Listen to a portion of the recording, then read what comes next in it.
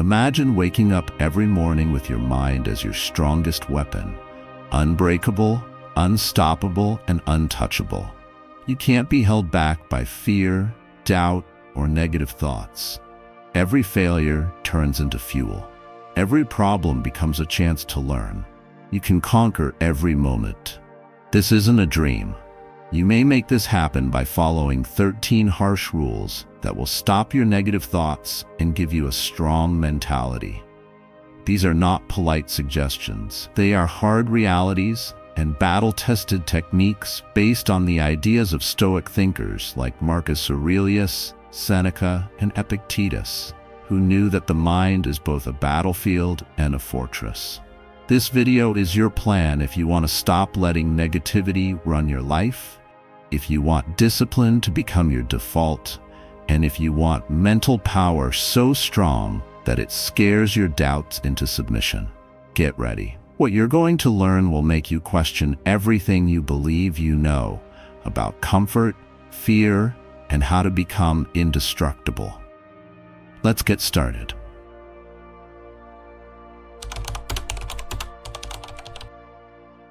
Negative thoughts are fed by fear. It whispers doubts, makes dangers seem bigger, and makes even the slightest problems seem impossible to solve. Most people try to talk themselves out of dread by asking, "What if this happens? What if I fail?" But the more you deal with it, the stronger it gets. Epictetus stated, "Men are not upset by things, but by how they see them." Fear is not real. It is how you see the world. Don't argue with dread. Instead, do something about it. Fear starts to fade as soon as you move. Don't hesitate to refuse to deal.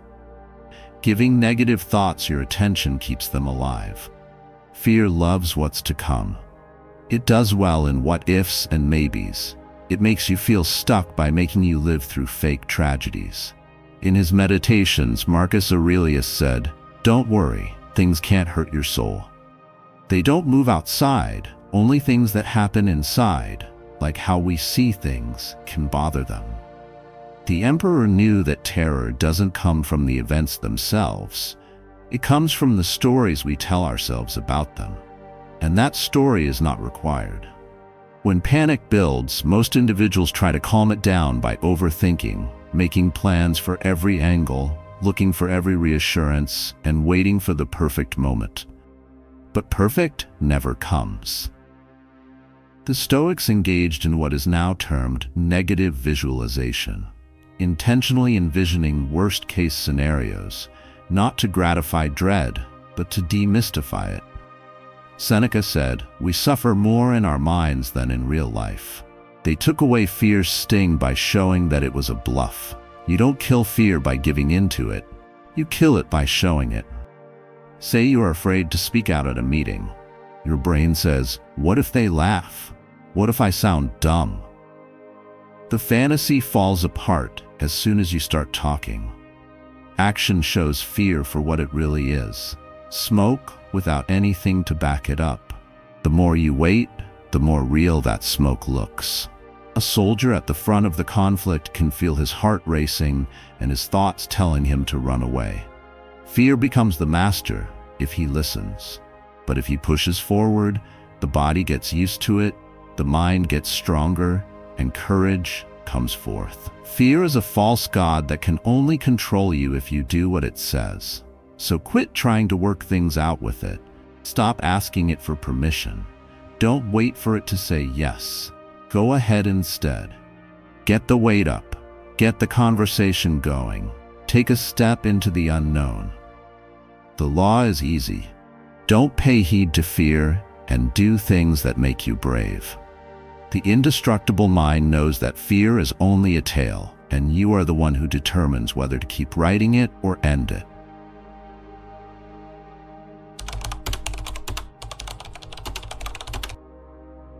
You can't always choose what you think first.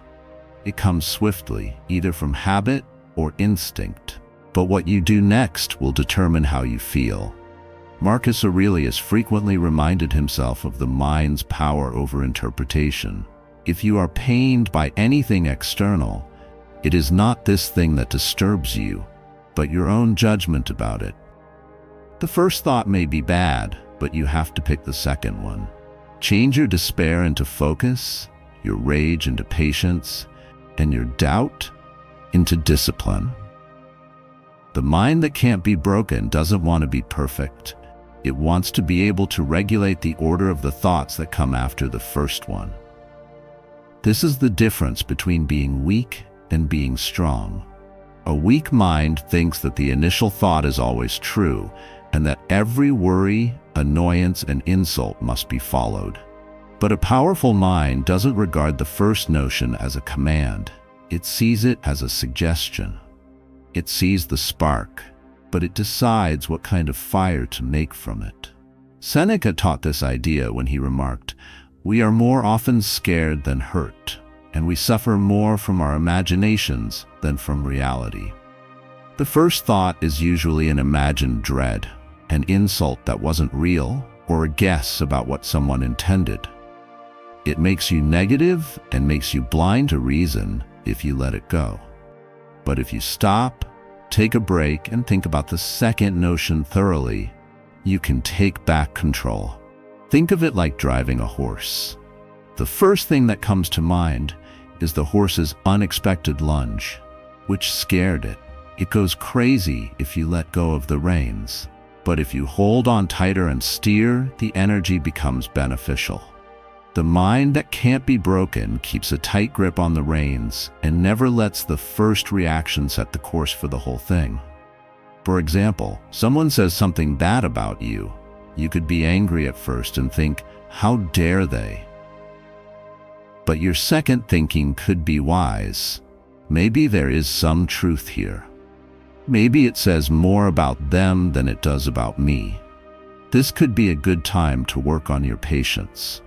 That second thought stops the bad feelings before they turn into anger. Epictetus offered us the discipline of acquiescence to help us with this. He told his students not to agree with every impression right away. An impression is like a messenger that comes to your door with news. Most people answer the door right away, take the message, and do what it says. But the wise guy stops and asks, "Who sent you? Are you real? Are you helpful?" He only lets the thought in after he has tested it. This discipline is important since the body often sends the first thinking, such fear when you hear a sudden noise, displeasure when you feel pain, or jealously when someone else does well. These flashes are normal. But nature doesn't require you to adore them. Nature gives you reason as the greater judge. Every day, Marcus Aurelius told himself, "You have power over your mind, not over events outside of it." The outside world may make you think, but only you can determine if it becomes your ruler. A question, a fear, or a memory can often start negative thoughts. If you don't stop it, it turns into a wildfire. But fire can only spread if it finds something to burn. If you control the second thought, you take away the wood from the fire. You halt it before it becomes bigger. Treat this like a muscle. Don't fight the first negative thought that comes to mind. It's already there. Instead, give the second one an order. Change "I can't handle this" to "This is my training." Change "This is unfair" to "This is a chance to practice being strong." Change "I hate this person" to "I won't let them control my peace." The second thinking becomes automatic with practice, and the first one eventually loses its grasp. This is the law. You can't always stop the first shadow from showing up, but you can choose to dwell in its darkness. If you can control the second thought, you can control the rest. That's the difference between a mind that is trapped in negativity and one that has been shaped into something strong.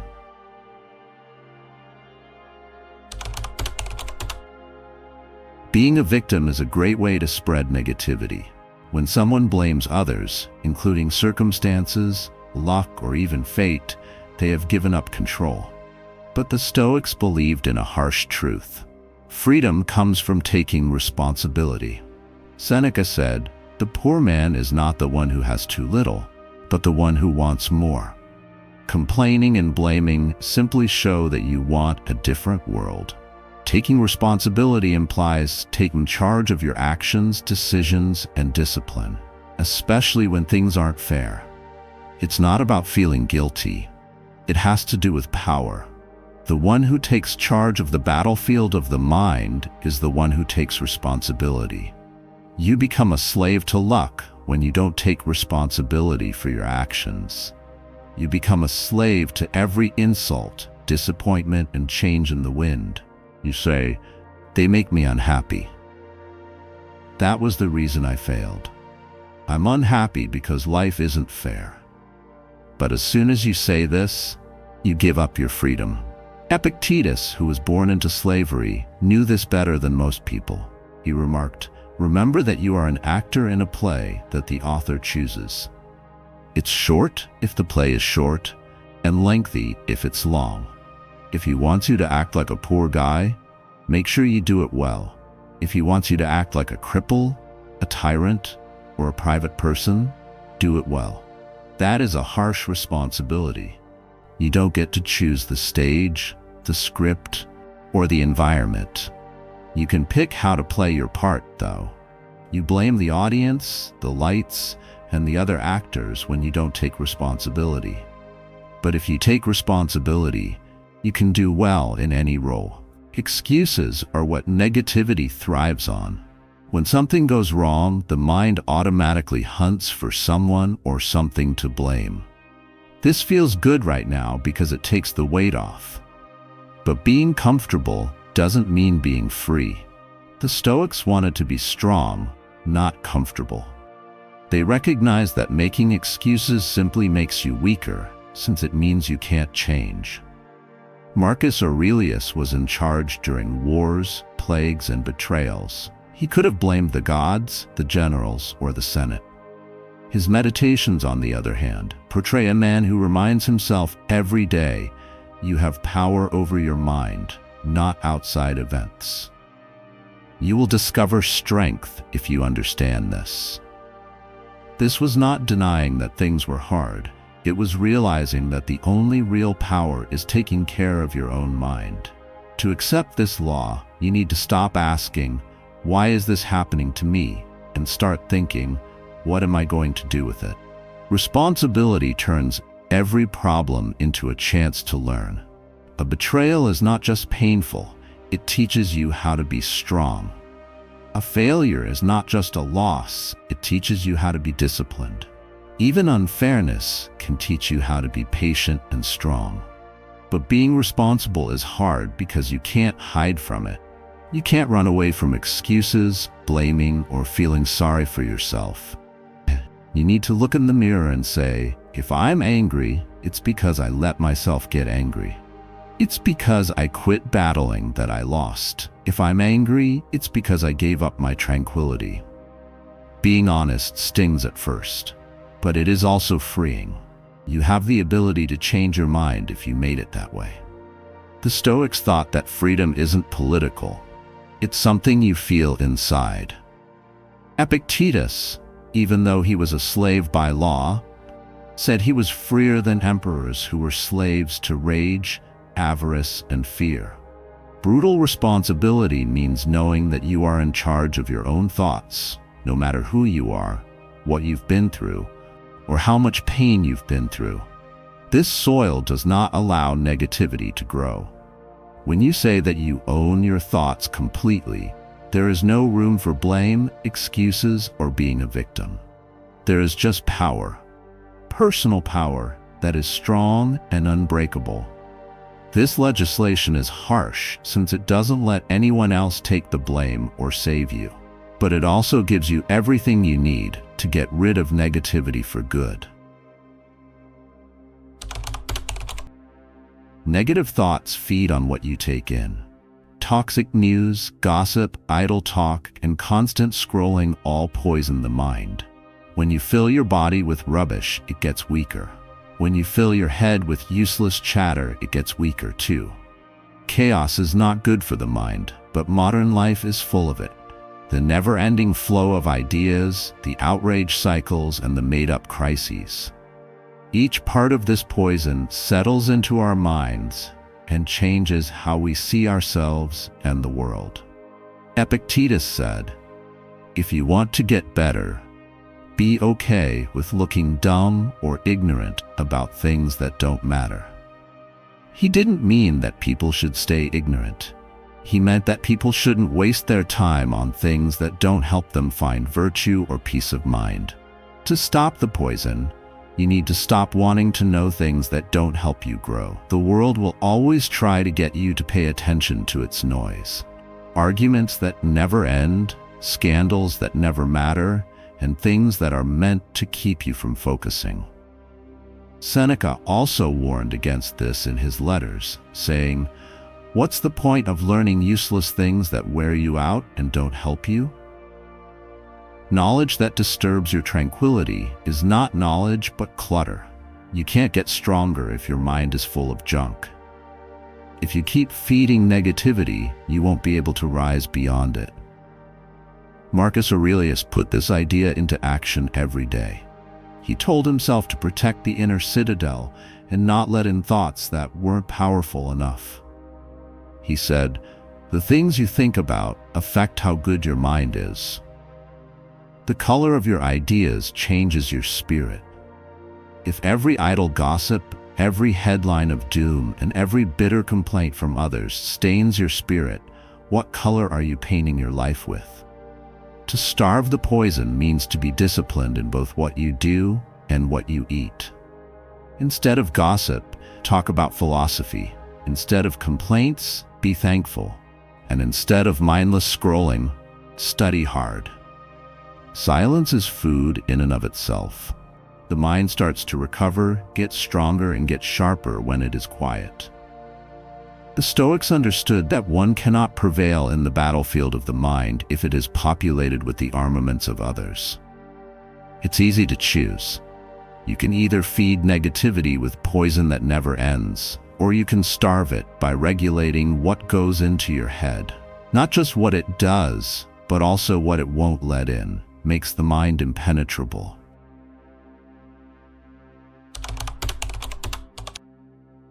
When the mind is inactive, negativity seeps in. A life that is disorganized and without discipline allows it in like an open door, and once it gets in, it stays like a parasite. The Stoics realized that if you don't take care of your mind, it will grow like a field full of weeds. If you don't actively establish and grow strong habits, things will naturally get out of hand. The answer? Routines that keep you grounded. Marcus Aurelius was the emperor of the Roman world, which was full of battles, betrayals, and political plots. But he got up before dawn every day to write and get his thoughts ready. He didn't write his meditations for anyone else. He wrote them for himself, as a way to get his thinking in line with virtue and order every day. Every morning, he made himself face his weaknesses, even though he was the strongest man in the world. Discipline is not a luxury, it is a need. Seneca, on the other hand, thought about things at night. He would go over everything he did that day, holding himself accountable as if he were both the judge and the defendant. He added, "When the light is out and my wife is quiet, which she knows is a habit of mine, I look back over my whole day and think about what I've done and said. I don't hide anything from myself, and I don't let anything pass me by." This nightly ritual wasn't about feeling bad. It was about being stronger. Every night, the sword was sharpened so that each day started with more vigor and clarity. Epictetus went even further with his students. He didn't think that wisdom consisted in what you said, but in what you did over and over again. He said to them, "Don't explain your philosophy. Be it." He thought that routine showed who you were. Words were nothing without the habits that made the person who wrote them. Your shield is a harsh daily routine. Wake up early, not to show off, but to take charge of the day before the world does. Get your body in shape, because a strong body supports a strong mind. Write down your ideas, because being clear keeps poison from growing in quiet. Focus on your tasks, because being idle might make you anxious, envious, and regretful. Negativity can't spread when you have discipline. If you don't have routines, your moods will control you like a leaf in the wind. But a man who is disciplined is unbreakable. His day is like a fortress. The walls are his routines, and negativity can't get in through those walls.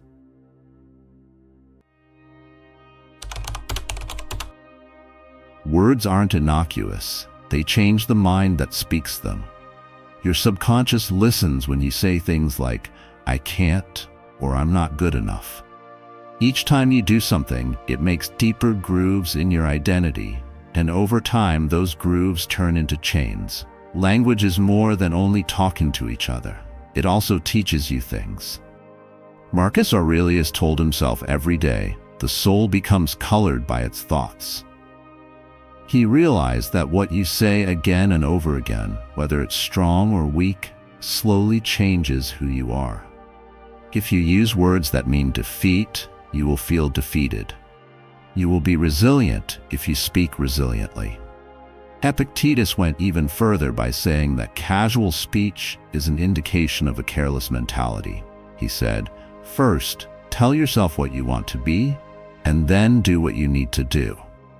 It wasn't just advice, it was an order to speak identity into being. When you call yourself disciplined, strong, and capable, you start to live that way. Words, not acts, are frequently how negativity gets into life. Every casual gripe, every self-deprecating joke, and every statement that gives up is a hole in the armor. Seneca said, "We suffer more in our minds than in real life." And what makes that imagination work? The things we say to ourselves over and over. When we talk about our problems, they get worse. When we talk about challenges, our minds get sharper to deal with them. You have to tell yourself that you are strong in order to get rid of negativity. Instead of complaining, give orders. Instead of saying, "This is impossible," say, "This is training." Say, "I am preparing," instead of "I'm unlucky." Instead of "I don't know if I can endure this," remark, "This is the test that will forge me." Every phrase should be as sharp as a blade. When you talk, talk like the gods are listening. The Stoics weren't poets of weakness, they were soldiers of words. Their words gave people strength in the face of plagues, exile, betrayal, and even death. Keep in mind that your tongue talks to your thoughts. Weakness grows when you talk about it. When you talk about strength, it grows. If you talk like a fighter, you'll soon live like one.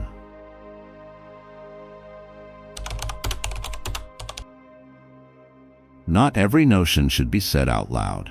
When you talk about your negative thoughts, they get louder. Your silence can protect you. Seneca said, "It is better to beat our sadness than to lie about it."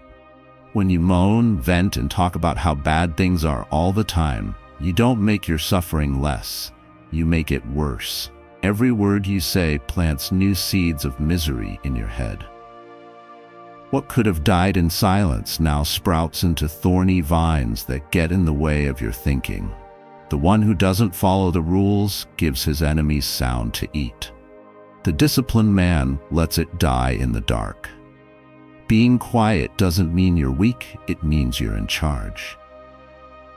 The person who can keep their words to himself is in charge of their own urges. That is power. To be quiet when someone insults you, to fight the temptation to tell everyone about your fears, and to just breathe and let the storm pass. Marcus Aurelius captured this strength when he told himself, "You always have the choice to not have an opinion." If you don't say anything, you can't be touched. Not reacting means you haven't been vanquished. Look at the emperors, generals, philosophers, and warriors of the past. They all knew that silence is both a sword and armor. The man who can't stop talking about his problems is stuck with them. The man who suffers in silence turns his bad luck into a lesson. Epictetus said that words are like fire. They can be useful, but they can also be destructive if you don't control them. If you let every thought come out of your mouth, you will burn your own house down. Silence has another side. It can make other people feel uneasy. People want to see what happens. They want protests, excuses, and reasons. They feel the weight of their own words echoing back when you don't give them anything. They have to sit with themselves because you don't say anything. In war, in talks, and in fights, silence is a form of intimidation. There is strength without showing it. Think about a rock that is standing up to waves. The rock doesn't say anything. It doesn't scream back or ask for pity. It just stands. Marcus Aurelius told himself to be that rock. Calm, still, and quiet. And in that calm, the storm runs out of steam. Learn to use silence as a way to discipline yourself. Don't let a negative notion have a voice when it comes up. Don't let someone else control your tongue when they make you angry. Talk when your words are strong. Speak when your remarks are sharp.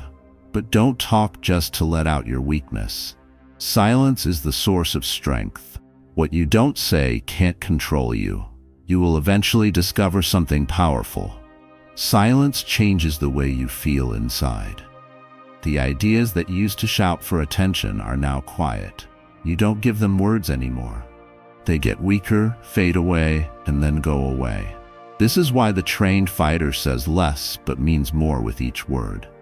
His quiet is not empty. It is mastery.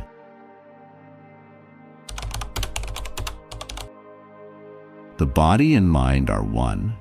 Weakness breeds negativity. A body that is tired makes the mind tired too. When you don't take care of your body, even the simplest problems seem huge, your doubts seem stronger, and your anxieties seem sharper. But working out makes you more disciplined, breaks down mental boundaries, and shows you that you are stronger than you imagined. The mind that can't be broken is made of both thought and muscle. The Stoics engaged in physical endurance not out of vanity but for self-mastery. Epictetus said, "Problems show what people are."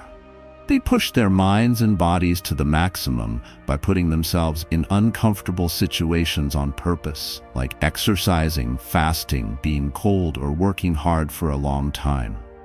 Every time I repeated anything, every time I forced myself to do something, and every time my muscles hurt, I knew that I could get through it, and that mental barriers were frequently only illusions caused by fear and habit.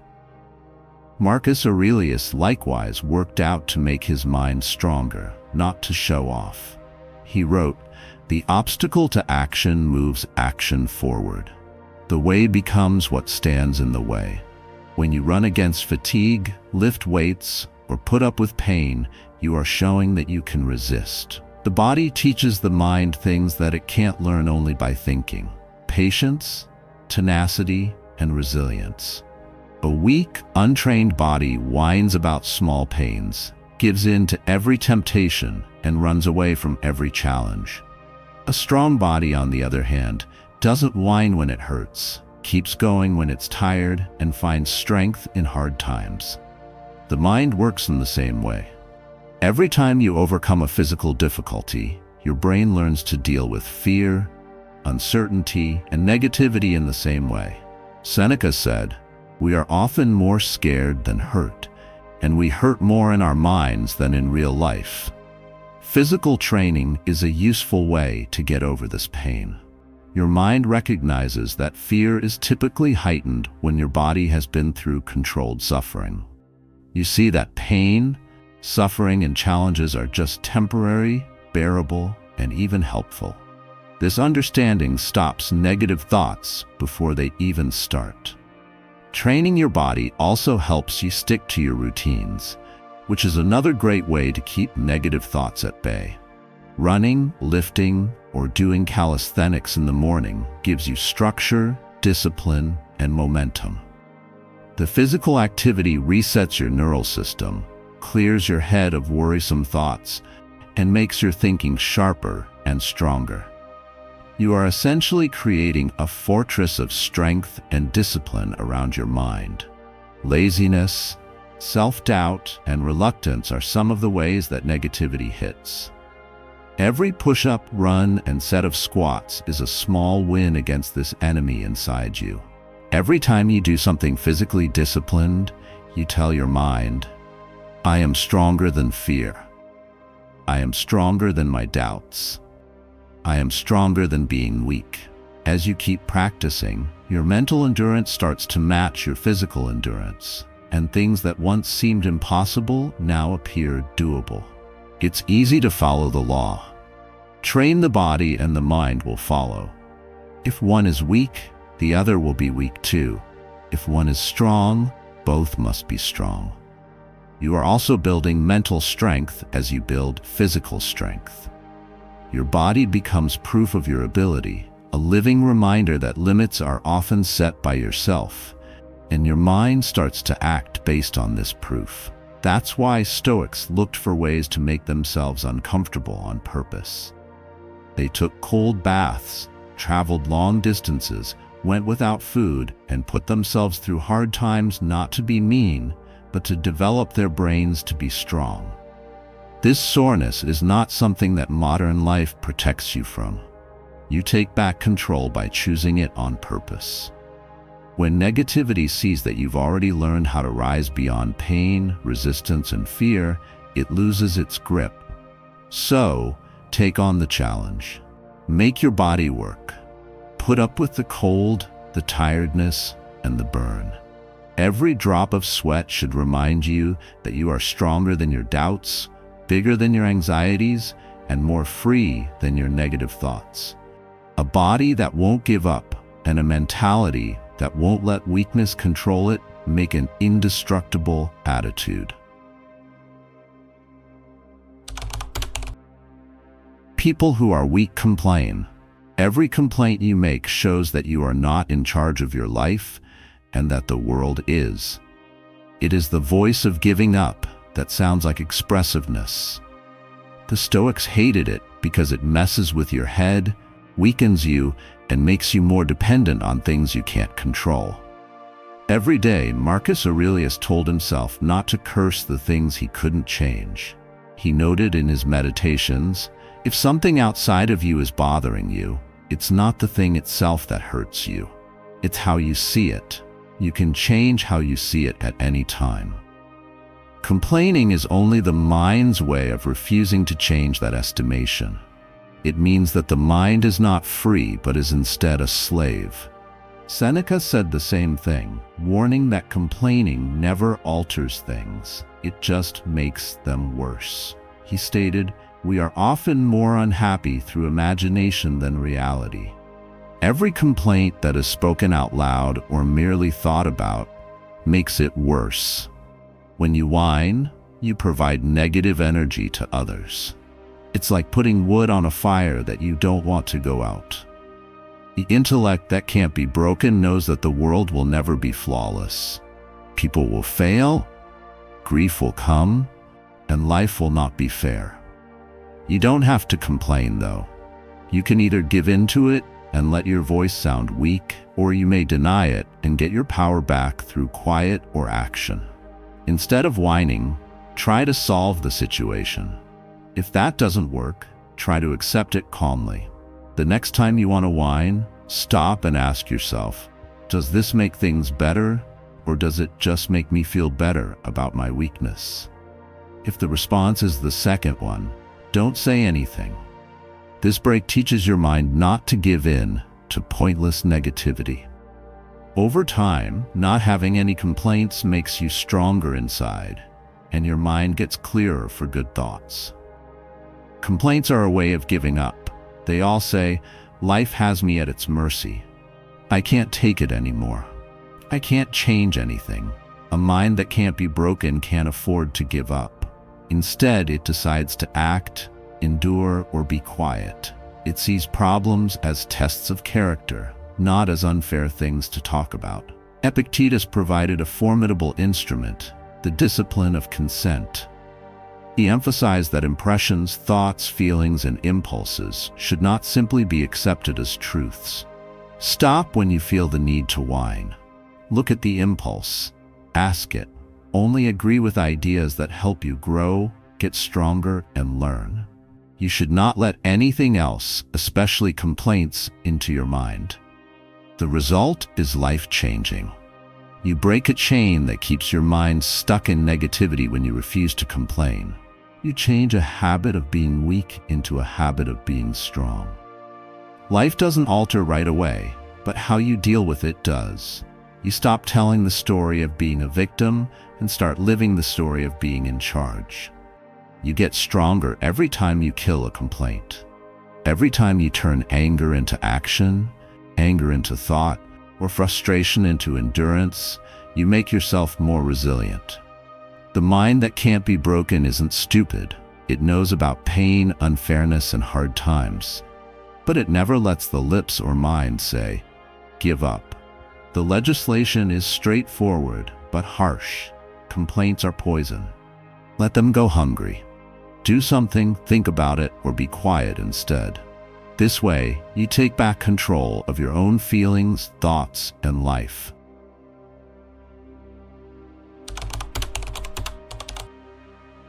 Negative people spread through the psyche faster than anything else. Like a disease spreads via a careless host, so do negative thoughts, doubts, and harmful talk. If you spend time with people who moan, feel sorry for themselves, or try to control you, you will start to think like them. Your habits, language, and energy will often be the same as theirs, even if you don't mean to. Epictetus said, "If you live with a lame man, you will learn to limp." The warning is not just for the body, it is also for the mind. Fear, weakness, and cynicism can spread. The mind copies what it sees. Your growth will be limited if the people around you lack discipline, honesty, or drive. Negativity will sneak in without you noticing, changing the way you think, making your decisions less clear, and weakening your willpower. Marcus Aurelius knew this without thinking about it. He had a group of friends and advisors that pushed him, reprimanded him, and expected the best from him. He didn't look for comfort in praise or agreement. He recognized that being around fools or cynics makes your intellect dull, but being disciplined makes your mind keen. Be around people who will make you better, he told himself, knowing that the people closest to you can help you get stronger and show you how strong you are. Seneca also talked on the importance of having good friends. Hang out with people who are likely to make you better. Welcome people who expect more from you and who act as mirrors and motivators. Your close friends aren't just there for fun, they're also there to help you. Everyone you let get near to you is either a tool or a weapon. Pick people that inspire you, challenge you, and have the attributes you want to have. You need to cut out people who deplete, complain, or bring you down, no matter how hard or familiar the relationship is. Warriors of discipline can't let negativity live. If your friends, coworkers, or family members are strong-willed, focused, and tough, their energy boosts your own. When you talk to them, you're not just passing the time, you're working on your mind and your endurance. There is no room for laziness or self-pity, and criticism is helpful. To protect your close friends, you also need to set limits. You can't just wish away the bad people in your life. You have to deal with them. Limit exposure, set rules for how people talk to each other, and don't join in on conversations that spread fear or vulnerability. Instead of spending time with people who deplete your energy, spend time with people who make you braver, clearer, and more competent. This law is very effective since it goes at negativity at its root. The mind is not a stronghold, it is permeable. It takes in energy from the things around it. You can protect your mind from mental corrosion by carefully choosing your environment and the people you spend time with. The indestructible mind sees this as a strategy that can't be changed. You are a general, and your elite unit is made up of people you trust. Everyone on the team must have values you respect, strength you admire, and discipline you want to have. They make you face your weaknesses.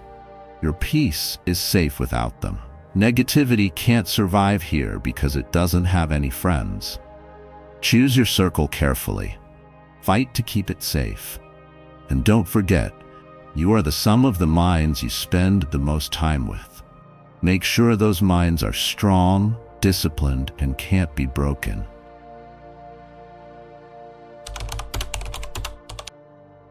You can't be thankful and negative at the same time. The human mind cannot simultaneously accommodate bitterness and gratitude. Bitterness makes you see less, makes you resentful, and makes you feel hopeless. Gratitude, on the other hand, opens the mind, enhances the point of view, and gives the soul strength. It's a weapon, a conscious choice to change your focus from what's missing to what's there, from weakness to abundance. Marcus Aurelius often reminded himself to be thankful for even the little things in life, like the morning, the breath in his lungs, the ability to act, the company of friends, or even the chance to learn from bad things that happen.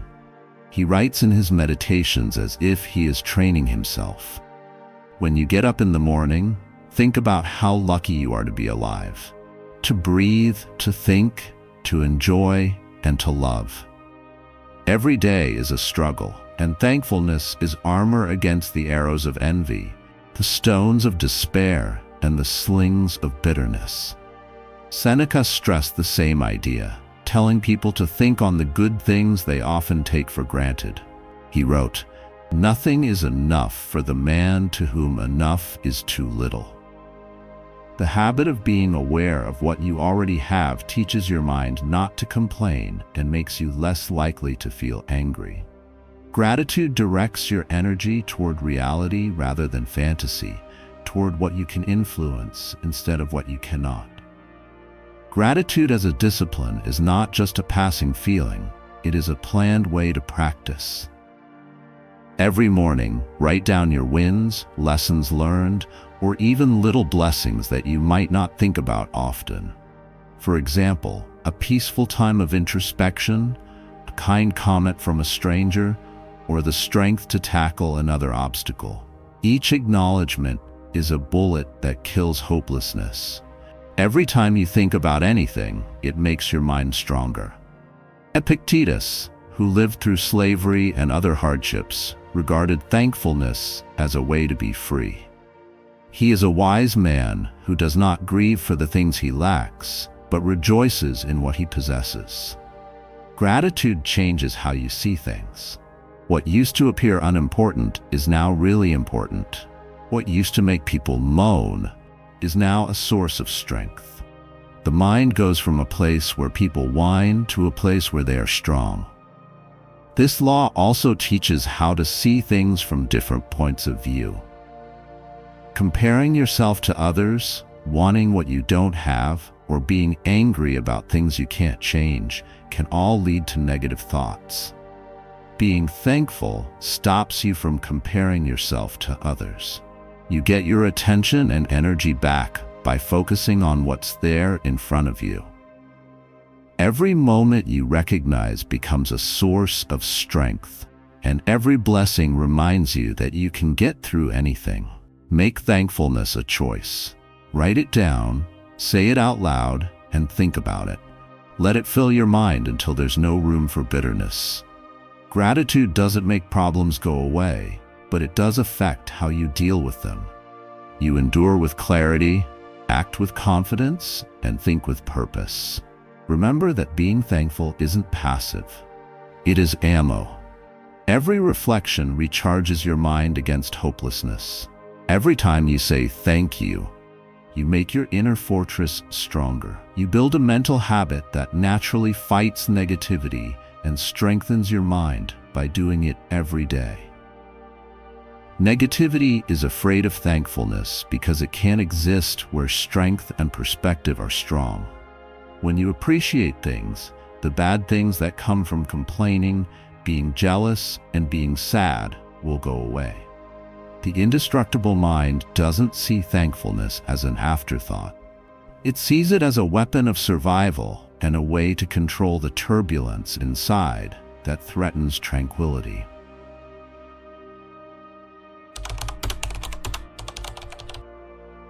Excuses make people negative. Every excuse you make, such "I can't," "not now," or "it's too hard," is a way of giving up. The mind tells people to stay comfortable, avoid effort, and put off growing.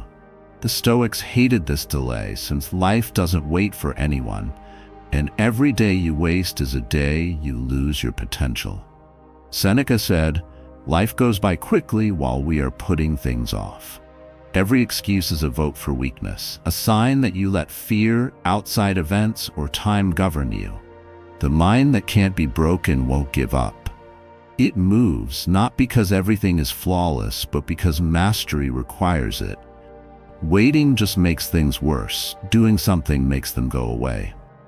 Marcus Aurelius said, "Don't wait. Don't try to make sense of it. Don't let your mind wander into weakness. Step forward now."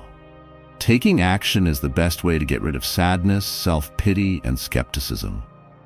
Every little thing you do makes the reasons that seemed unbreakable weaker. Epictetus said that discipline, not circumstance, is what gives you freedom. No man is free who is not master of himself. You must be able to handle every difficulty that comes your way in order to be in charge of yourself. The mind is chained by excuses, but constant action is the key that frees it. Don't wait for motivation, good conditions, or comfort. Instead, make a commitment to keep going forward today, without fail. There are chances to act every day, even when you're scared, tired, or not sure what to do. Every planned activity and unwillingness to put things off develops momentum and breaks down pessimism. In these moments, strength builds up, but you can't see it or stop it. The mind that keeps going can't stay a slave to excuses. This is a promise. Stop making excuses, stop putting things off, and stop giving in to comfort. Choose to do something. Every step you take ahead shows that you are stronger than your doubts, more disciplined than your anxieties, and able to change your life. When you start moving, excuses die because weakness and momentum can't exist at the same time. Relentless activity is the law that makes things happen, stops people from hesitating, and turns normal effort into amazing strength. The indestructible mind operates every day without complaint, delay, or excuse.